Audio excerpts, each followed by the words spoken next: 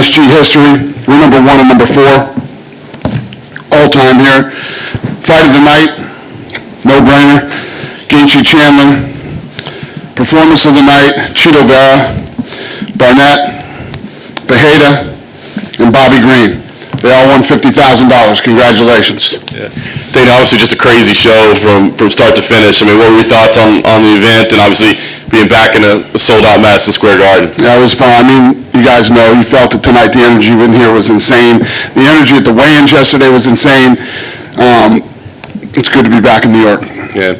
Fight of the night, as you said, you probably could have written the check beforehand. Both those guys went to the hospital. So do you happen to have an update on medically how they are? We sent them to the hospital because that's what we do. I mean, as soon as it was over, I don't want Chandler to do any media, talk to anybody. I just wanted him to get straight in an ambulance and go to the hospital. So, it's not like there was anything wrong with either one of them other than that was a war. We just want to make sure. We love fights like that, but I don't love seeing, guys get hit like that. So, just precautionary. Justin Gaethje said, "Hey, listen, I win, I get a title shot. If not, I riot. Can we prevent the riot from happening? Is he in line for the winner next month?"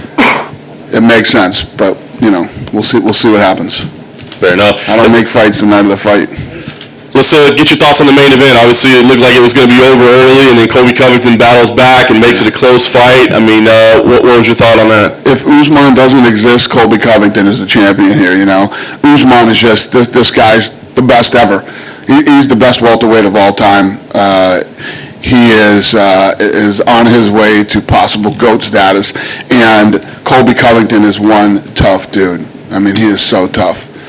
Do you have to start looking for new things for Usman to do at this point, like you said, with his domination? I imagine if Leon Edwards wins, he'd finally get a title shot, but I mean, it's like rematches moving forward, right? I mean, you start looking. There's still guys here. I mean, you got some guys out there talking about Khamzat Chimaev, that he's ready for it.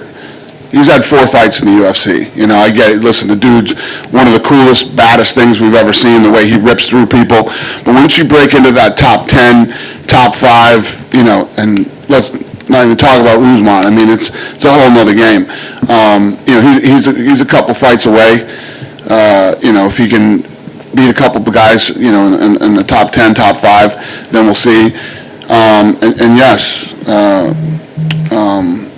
Leon. Yeah, has been waiting for a title shot for a long time, too. He's been in there, fought the fights we told him to do. He's had a lot of bad luck. Things happen, but there's always somebody. Yeah. I did want to ask you, Kamaru's been talking about a possible boxing match with Canelo, which seemed surprising. I mean, is there something that you would even discuss? Is that what he said tonight? Yeah, well, he said it this week. He's just like the greatest pound-for-pound MMA fighter, the greatest pound-for-pound boxer. I watched the Canelo fight tonight. You don't want to fight Canelo. You don't want to fight Canelo. Come on, man. Let's stop this shit. If Canelo wants to come over here, let's do it. You don't want to box Canelo. I don't think Canelo wants to fight MMA either, so. Yeah. Last thing I did want to ask you about the co-main event as well. Obviously, a great fight there as well. What did you think about the co-main event? Yeah, an awesome fight. Those two put on an incredible performance. I mean, I don't know what was a bad fight tonight. I mean, tonight was a great card. So many people look good. Burgos and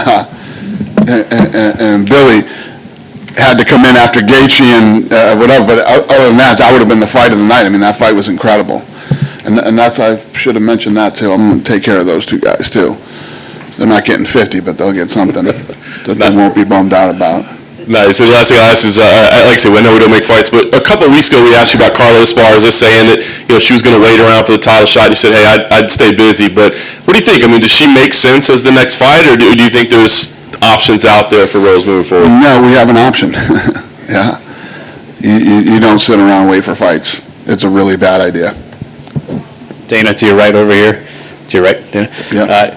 Whaley obviously kind of in a weird position now, having lost twice in a row to Rose. Is it kind of regrettable when this kind of thing happens, or how far away is she from a title fight now? Because obviously it was very close and competitive, but it's a weird spot to be in for her. How far is Whaley away? Not to make the trilogy right away or anything. But, She just lost a fight. Take it right here.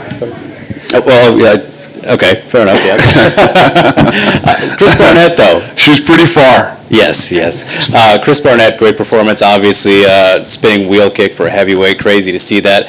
Big personality. What do you make of this guy? Yeah, I mean, listen, he's impressive. Don't judge a book by its cover.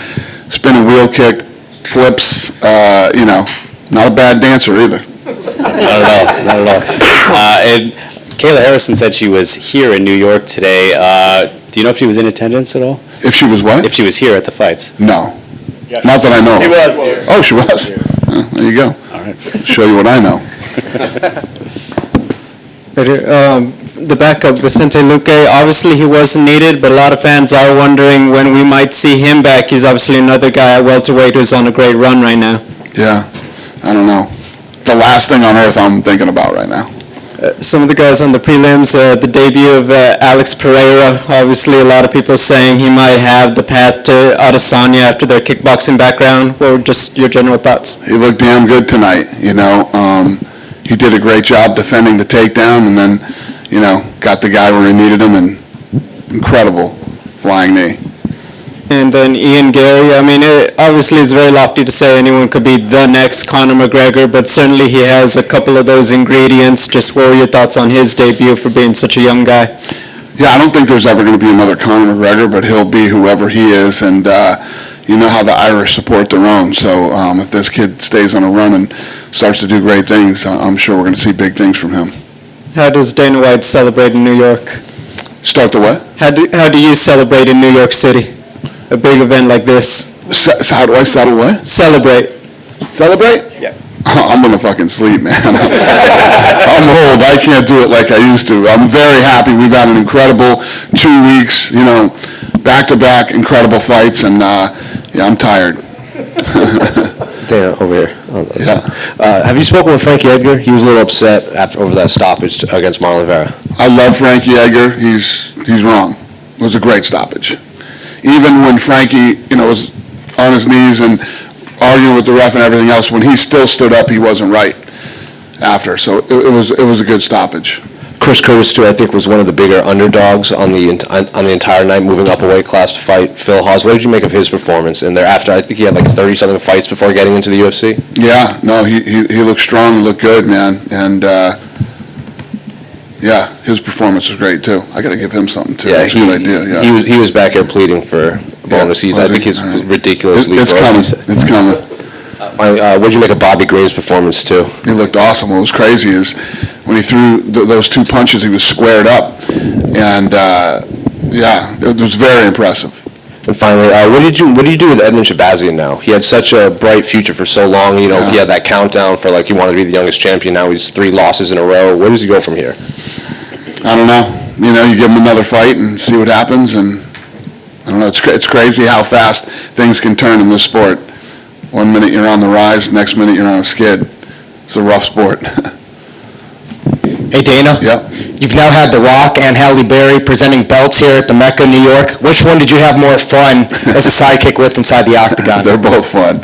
Halle is incredibly passionate about this sport. She loves the sport.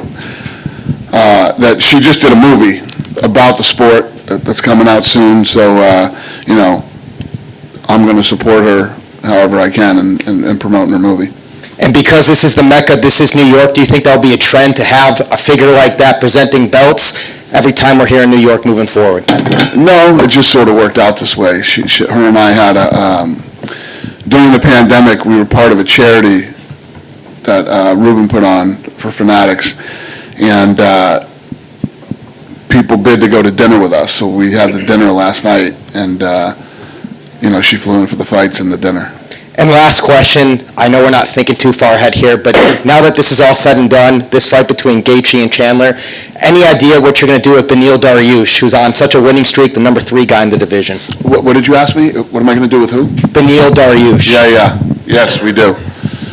I'm not going to tell you, but yes.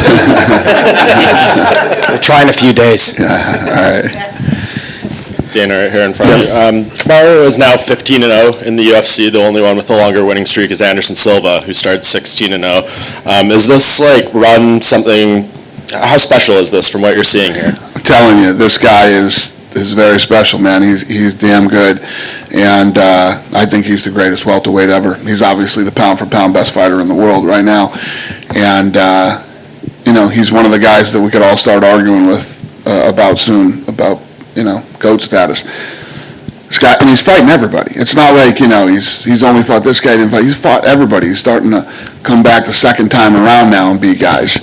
The only guy I think he has to fight is Leon. Or he did fight Leon. Yeah, he did. He beat him too. Yeah. So